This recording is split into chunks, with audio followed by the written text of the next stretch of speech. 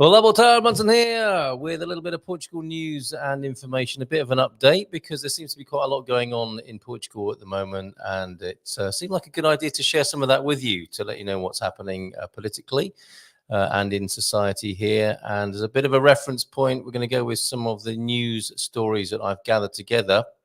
I prefer to say articles rather than stories, and do let me know what you're thinking at your end with what's going on in the news here in Portugal, whether you're already here and you've a comment on it or you're keeping an eye on things with a view to moving here.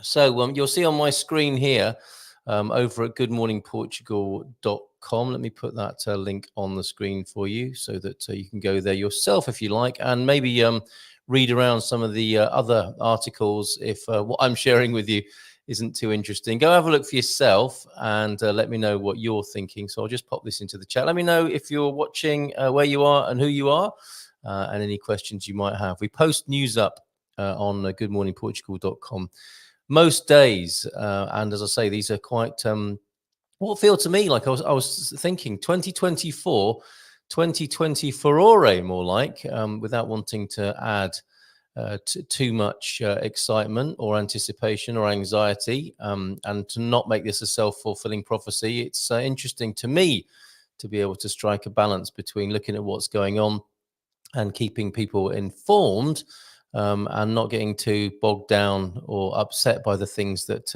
we're seeing and revealing. So keep an eye on our news page, on our homepage for the news, and let us know in the next few days and weeks what you're thinking. It'll be delightful to hear from you, and in the comments tonight as well. And if you want to send me a message, actually, even if you want to call in, you could do that actually on 913-590-303. I'll spark up the phone so that you can do that as well, and I'll put that number on the screen in just a little while. But let me just make sure my Bluetooth is connected so that we can do that for you. And if there's something that's on your mind or something you want to talk about, you can do so by just giving me a call on WhatsApp. 00351 913-590-303. I'll stick that on the screen in a little while, but let's have a look, shall we, at the homepage at Good Morning Portugal. And I've divided what's going on up into to try and make it easier. And I think this is as much of a curse as it is a blessing, rationalizing things into various areas. But it's just to try and make it a little bit easier to get a finger on the pulse of what's going on here in Portugal.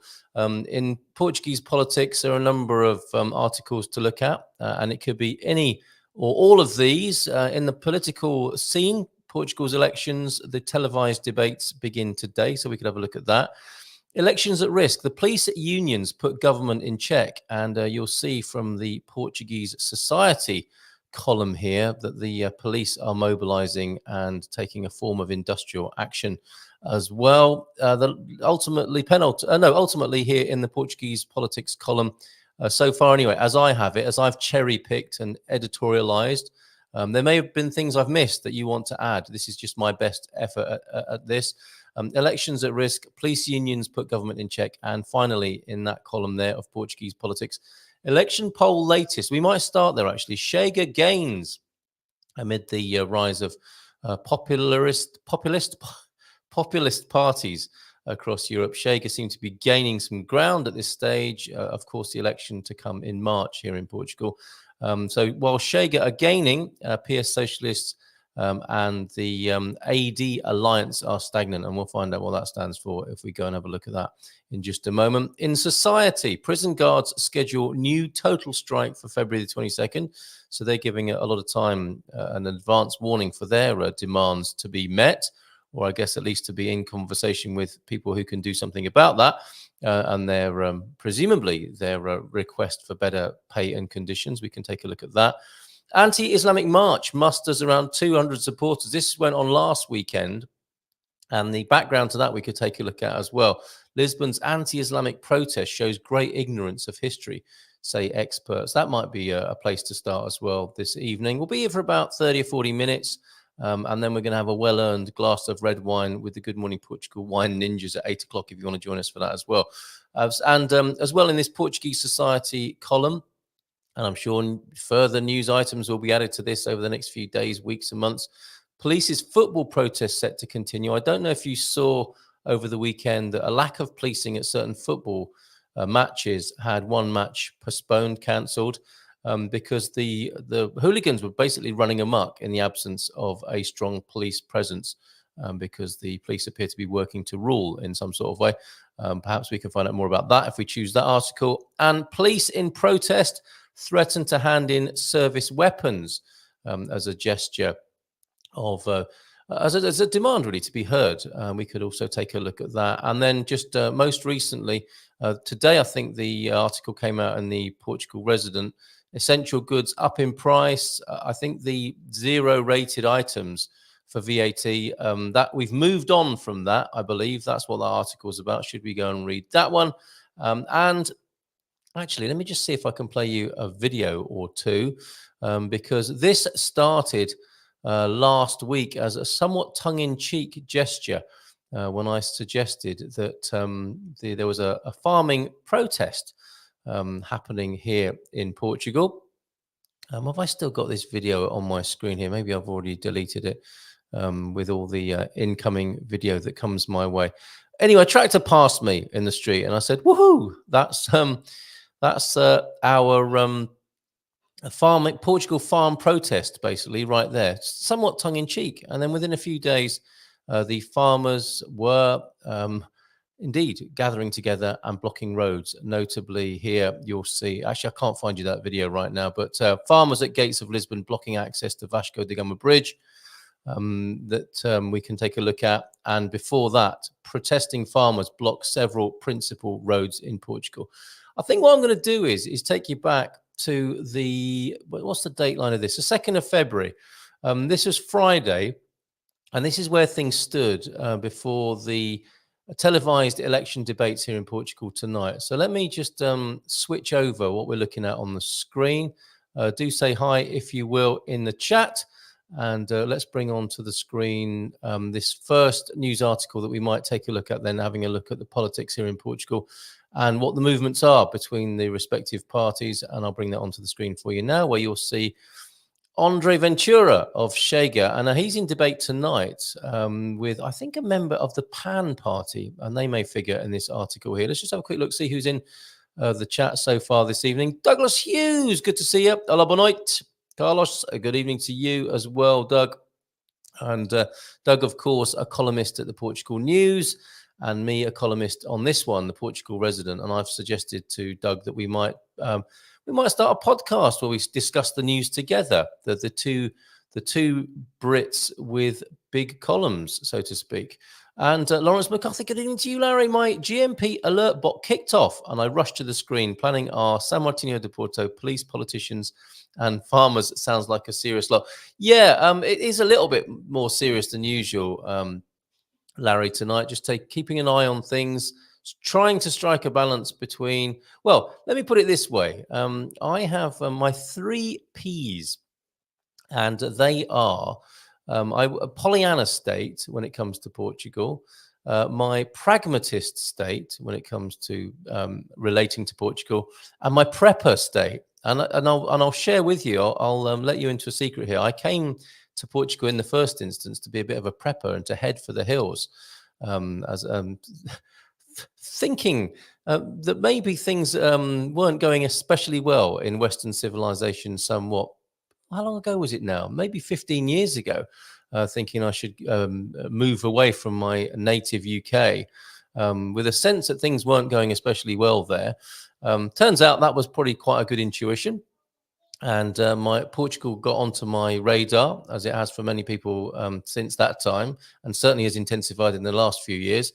And I came to Portugal to go and live in the countryside and get off grid, both mentally and physically, psychologically as well. And it didn't quite work out like that.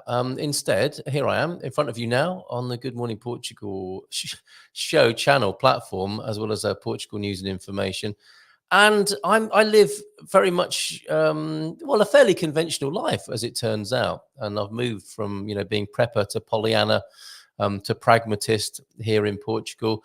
And I'll be honest with you, I'm feeling a little bit preppy again, and for reasons we might get to tonight. If we look at the farmers threatening to block supply because they're at their wits' end, and I have some sympathy for that, I have to say.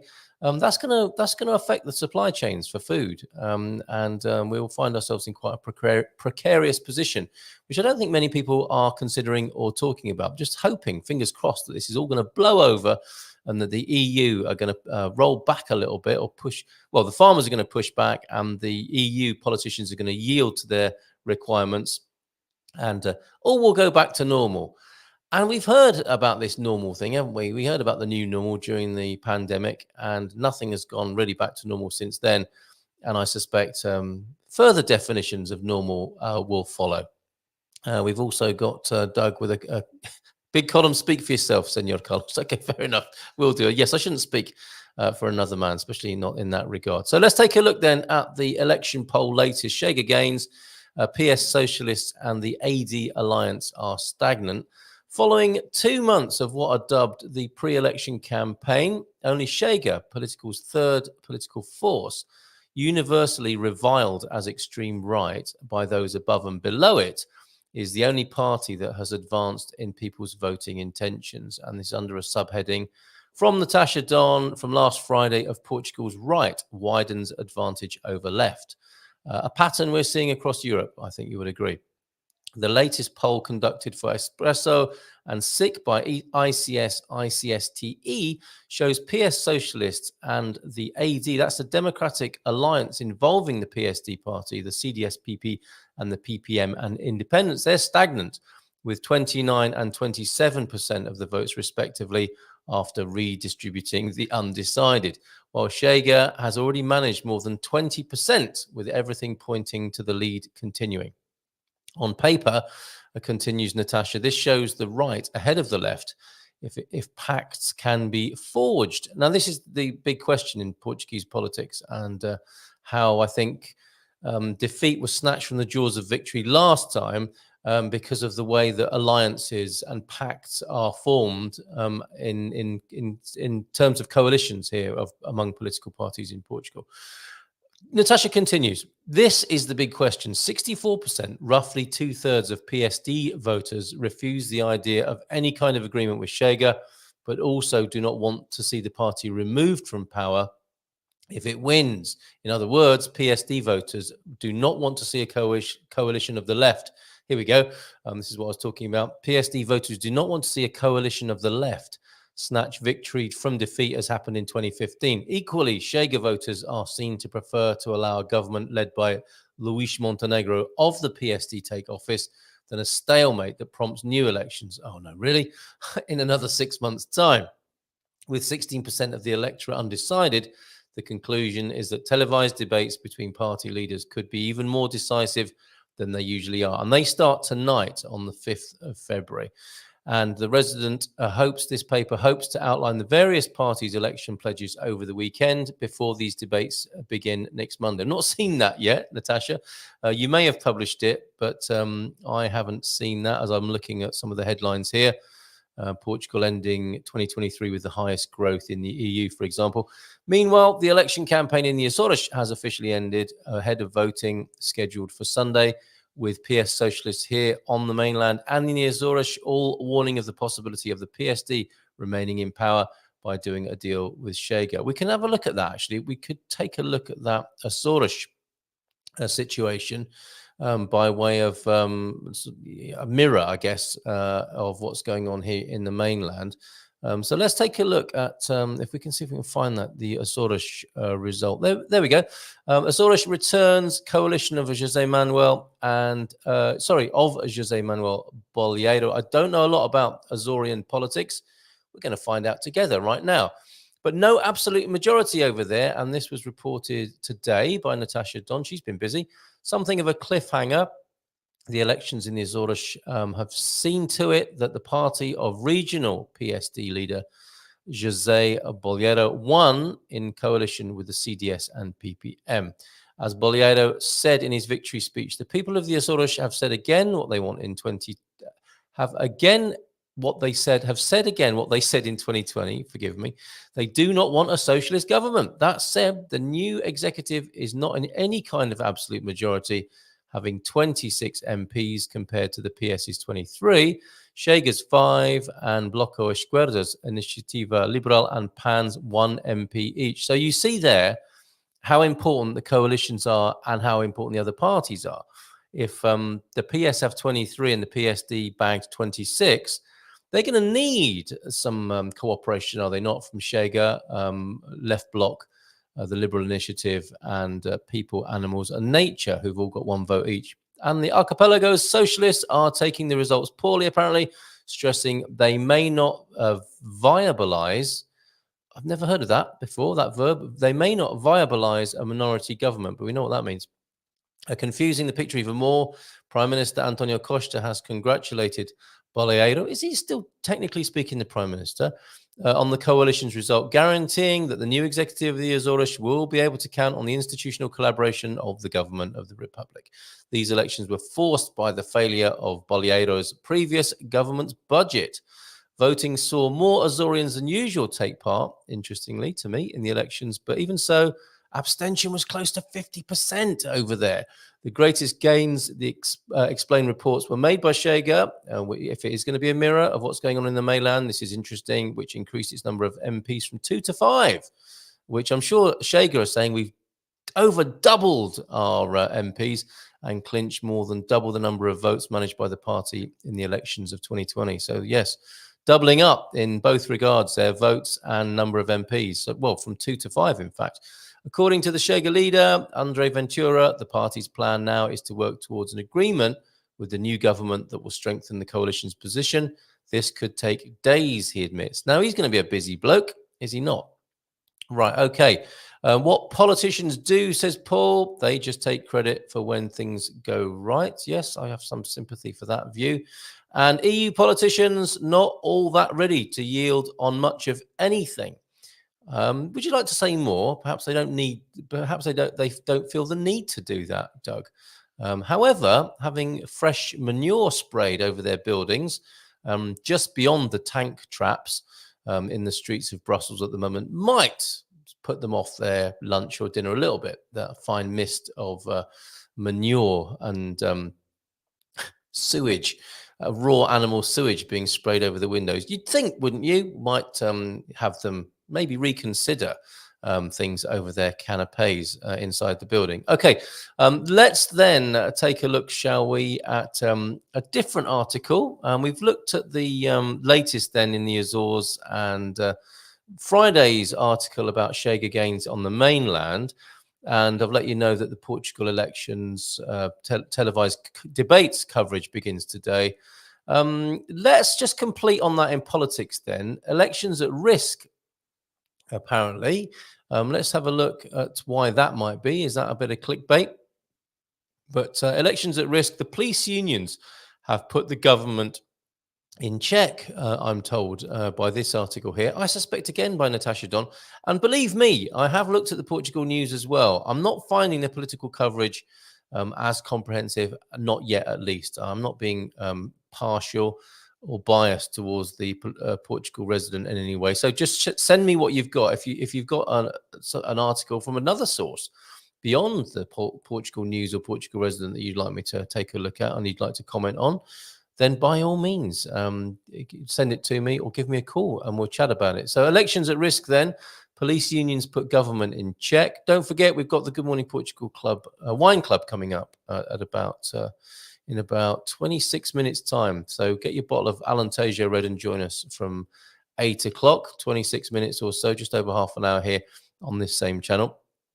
PM to address police demands tomorrow. Now, this has actually turned out to be today, and I did see some Portuguese TV coverage of the minister being quite stern in his reception of the leaders of the PSP and GNR police forces. This morning saw a 3-hour meeting between the hierarchies of PSP and GNR. This was when it was reported yesterday, Sunday. And the Minister of Interior Administration, José Luís Carneiro, after protests of recent weeks, reached a dangerous tipping point the night before. On Saturday evening, following a thwarted attempt by some agents reporting for duty, handing in their service weapons as another sign of anger in the forces, police opted to call in sick. So it looks like the idea of handing in weapons has been thwarted. So others called in sick, which resulted in there not being enough agents to provide security at the Sporting Famalicão football game. And some of us know how that ended very badly, with the hooligans having a tear up in the streets. A second game due to have been played today also had to be suspended. So that's 2 matches suspended as a result of a lack of police coverage there, or security. But as the results of last night's 11th hour suspension, fans who had congregated for the game ran amok inside or outside the stadium, forgive me, leading to 6 being injured, one of them seriously. The fracas. Yes, I saw him as good as dead on the street, basically, after that awful hooligan outburst for want of police officers providing security outside the game. The fracas and the injuries were blamed squarely on the lack of police numbers, which I guess, there's no arguing with that. But then you might argue or ask the question, why were the police not there? Do they have a case? According to tabloid Correia da Manhã, 90% of the police due to provide security for the game presented baixas médicas, that is, they called in sick, leading to the icy criticism of the minister in charge of police, that's Senor Cañeiro, aforementioned, as well as Prime Minister Antonio Costa, who is understood to have considered the police actions a very serious insubordination. That's what's going on here, folks, in Portugal at the moment. According to Expresso, many, if not all, the sick notes were fraudulent. The police were not ill, but using a sick note as another form of protest. As a result, this morning's meeting, called on the instructions of José Luís Carneiro, was designed to discuss the inquiry that will now take place to determine who was properly ill and who was using the sick note as an excuse. So there sounds like the government are launching the investigation into what they see as insubordination rather than discussing the police's demands, as I understand it, to be as well paid and to have similar conditions to the judiciary police, the PJ here. There are, of course, 3 types of police officers here: the PSP, the GNR, and the PJ. Notably, the PJ are not taking part in these protests at the moment. Okay, we can move on from there then, but that's the police with their actions, and the police unions basically coming to the conclusion, we can come to the conclusion that they could put the elections at risk if they don't provide any cover. Bottom line of the letter, due to be addressed by Prime Minister Antonio Costa tomorrow, which will be today, as this was reported by Natasha Don, is that it is time for the government to act before the anger simmering among the 2 police forces gets any worse. So things, yes, rather tense between the police unions and the police forces, or 2 of them anyway, and the government at the moment. Okay, let's take a look at another news article here. And I think what we'll do now is we'll go and have a look at what was going on with this anti-Islamic march. And we've got 2 articles on that, just to give you an idea what's going on here in Portugal at the moment. And I'll share this with you now as by way of a bit of context of what's been going on. A planned protest and march, and there was a backlash to it, as you might imagine, here in tolerant Portugal. And this is how it goes. And Natasha Don reporting this on the 1st of February, just by way of a bit of context, and we've got an update on how it actually went. Lisbon's anti-Islamic protest shows great ignorance of history, say experts. Capital filled with signs of Islamic heritage, with far-right group 1143 believed to be intent on carrying through a protest to the banning of, let me just read that again, believed to be intent on carrying through a protest to the banning of its anti-Islamic march in Lisbon on Saturday. Experts have explained how essentially flawed the approach is. At best, it shows a great ignorance of history. At worst, it shows the kind of cultural intolerance that City Hall refuses to countenance. Lusa News Agency has been in touch with the historian Paulo Almeida Fernandes and cultural mediator Joana Olivença to hear the academic side of this argument. Lisbon is heir to Islamic civilization. Almost everywhere one goes in the historic quarters cited by angry protesters, Islamic influences can be found. They go well beyond architectural linguistic traces. They are in the olive oil we put on the table, the hello we say every day. We are Muslims too, stresses Joana Olivença. It is just that there is no knowledge or desire to recognize this heritage. Street names, place names, surnames, they all hark back to the times the Islamic world inhabited Portugal. I think you get the gist there of the cultural and academic and political pushback against the anti-Islamic March and those members of that organization called 1143. And let me see if there's any quotes from them in this. This remark: delinquency doesn't have a race. Drug dealers of all races. It continues. People from here, people not from here, immigrants, etc. He explains, suggesting that what is lacking is effective policing. Well, that's an interesting connection to make, isn't it? This remark has been borne out by traders of all nationalities and Portuguese residents who talk about the area being scary after dark. Sorry, I've missed a big chunk out, but rather than read the whole article, I can give a link to it. But I think you get the gist of that. And at that point, it was unclear whether the march was going to happen. So I can tell you that it did happen, and we'll read a little bit of a report on that now as well. So that's the, you can go to our homepage, goodmorningportugal.com, to see, read that for yourself. Let's go back, however, to what's gone on and the results of that march going ahead. And I'm going to do that via our homepage. And an article, is this in the news or in the resident? It's another resident one from Natasha Dom, which tells us that anti-Islamic march musters around 200 supporters. So let's take a look at that for you now as well. I'm just going to bring that onto the screen and share it with you. And we'll read through that as well and keep you up to date with that. And then we'll finish today with a look at what the farmers are up to. So anti-Islamic march musters around 200 supporters. Far-right sympathizers refused permission to protest in Muraria, Martimonish areas yesterday, held a small protest instead in Largo de Camões, waving banners and being, says Lusa, critical of the government. Slogans held aloft read "Stop Islam" and "Portugal for the Portuguese," but protesters were heckled by passers-by and markedly reduced in number to those who took part in the anti-racism march a few hours earlier. Simple as that is the reporting from Natasha Don there, and you can see the police presence there. Those guys didn't phone in sick, and they were providing a bit of comfort for what looked like a rather inflamed situation in Martimonish there. So let's go and finish with the farming articles to find out what Portuguese farmers are up to at the moment. Similarly disgruntled as the police officers are at the moment, and a surprise to me that this went from what I saw as a sort of tongue-in-cheek video on Monday of a single tractor driving past the end of my road to farmers at the gates of Lisbon blocking access to the Vasco da Gama bridge. First of all, though, we'll have a look at protesting farmers block several principal roads in Portugal,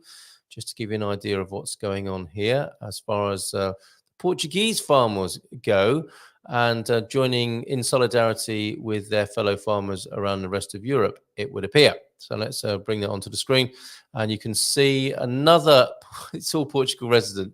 When the Portugal News reports on any of this, I will bring it to your attention. And of course, if you see something else to broaden the scope of my news gathering and intel, please share it with me. And here we go then. Police despair a government's preferential handling of agriculture. Well, that's interesting. Today's protest by farmers on principal roads leading into and around Portugal have asked for the moment, a worrying spin-off that promises to take unrest within the country's PSP and GNR police forces into new territory. Yesterday, in a bid to deter farmers from mounting their blockades this morning, who doesn't like to mount a blockade first thing in the morning? The ministers, Johnny's Terry's here, who will be joining us in a little while for the GMP Wine Club. Good evening. Good evening. I'm just reading about the farmers who may well have been responsible for gathering grapes to make what we're about to receive. The Minister of Finance and Agriculture held a joint press conference to open the government's pockets. That's a quote, open the government's pockets, ostensibly making around 500 million euros available to the agricultural sector. So it would appear their beef is not just with the EU. It appears principally to be first and foremost with the government of Portugal. The gesture was couched in a way that showed the government was making up for cuts at a European level. But not only did it fail dismally to deter farmers, it served as a red rag to protesting police who were out in massive force last night in Porto. Now, if you saw the video I played of them holding up their warrant cards and singing the national anthem, that was very moving indeed. There's only no money for the police. Here we go, divide and rule. It's the police set against the farmers here. There's only no money for police, chanted thousands of agents of the PSP and GNR, as well as prison guards, many of whom had travelled hundreds of kilometres to take part in the demo. Someone advised the Minister of Interior Administration that patience has its limits, said one, cited by this morning's Correio da Manhã. Whatever happens from here onwards is the fault of the government, said another. Okay, so let's bring you up to speed and up to date with that. That was Dateline 1st of February, and let's go to a later article about that, where farmers, quote, are at the gates of Lisbon blocking access to the Vasco da Gama Bridge. Now, there's a siege of Paris apparently going on with French farmers. Let's see how the Portuguese farmers compare here. I'm going to share with you that particular article, The Gates of Lisbon. And I suspect, again, penned by Natasha Don, but more recently. So let's see what she has to say about this on the 2nd of February. For the time being, the police and football hooligans and prison officers seem to be hogging the limelight. And this is the latest news I've got for you on farmers, which is protests continue into second day despite government pledges. Portuguese farmers have continued their protests to date in spite of verbal pledges of over 500 million in funding by the government. Excuse me one moment. The crux of the issue is not simply the national grievances, but the wider failings at European level. So there we go. I knew the EU politicians wouldn't be missed from criticism here. Farmers say that the European Commission needs to rethink the entire common agricultural policy, known as, I think in Portugal, as the ACP, but the CAP by others, and the entire European Ecological Pact, explains Lusa. This morning, the main protest black spots were the Vasco da Gama Bridge, which must have been an amazing sight to see that blocked up with tractors, all mortgaged up to the hilt, we're told, giving access into Lisbon, and Avenida Fernão de Magalhães in Coimbra, where the Central Administration for Agriculture in this country is based. Didn't know that. Farmers are furious with what they say are the failings of the Agriculture Ministry. And I think this might have been going on for a little while. This isn't just suddenly started happening in this last week, but I think tempers and temperatures generally are rising across Europe in this regard. Principally, Agriculture Minister Maria de Seu Antunes, but they are also determined to add their weight and voices to the wider European protests about the way in which agriculture generally is being treated. I'm going to fast forward to the end and the concluding paragraphs of this. In view of this, there's an urgent call for an urgent review of the CAP and the strategic plan decided on by Portugal, which is not adapted to the needs of the nation's farmers, according to Zé Palha. Palha told SIC, who I'm assuming is an agricultural representative. Oh, yes, he's the coordinator of the Sedish Agriculture Observatory. And he told SIC, the news source, he believes the wave of protests throughout Europe will force the Commission back to the drawing board on various counts: the European Green Deal, the farm to fork strategy, and all these completely ambitious strategies that leave European farmers in very difficult conditions. Meantime, in Coimbra, farmers are standing firm. This was as of a couple of days ago, to be fair. The roughly 250 tractors and farming machinery that started slow marching through the city yesterday, which must have been an amazing sight, remained in place overnight to return to driving slowly up and down the central avenue until a response is received to demands delivered on Thursday. Says Lusa, the tactics involve noisily sounding horns on the hour every hour. Who doesn't like to sound their horn on the hour? Right, so let's leave that there for the time being. Thank you for your attention, and thank you for the few comments that came in. If you see this later on, feel free to add your voice comment, opinion in the YouTube comments as well, and we're sure to return to these. I don't think this is going anywhere fast, quite frankly. Thank you to Larry, to Doug, and to those of you who didn't say you were watching, but clearly were. Thank you very much for being here this evening, and we'll pick this up again soon. So I'm going to go and open a couple of bottles of red wine now and join the wine ninjas of the Good Morning Portugal Wine Club, one of whom is sat to my right in the studio here, and enjoy a glass of red. And maybe we'll touch upon or toast the farmers. There'll be no touching. Not without permission anyway. So take very good care. And of course, you can continue the conversation and have a great sense of community over at the Portugal Club like this.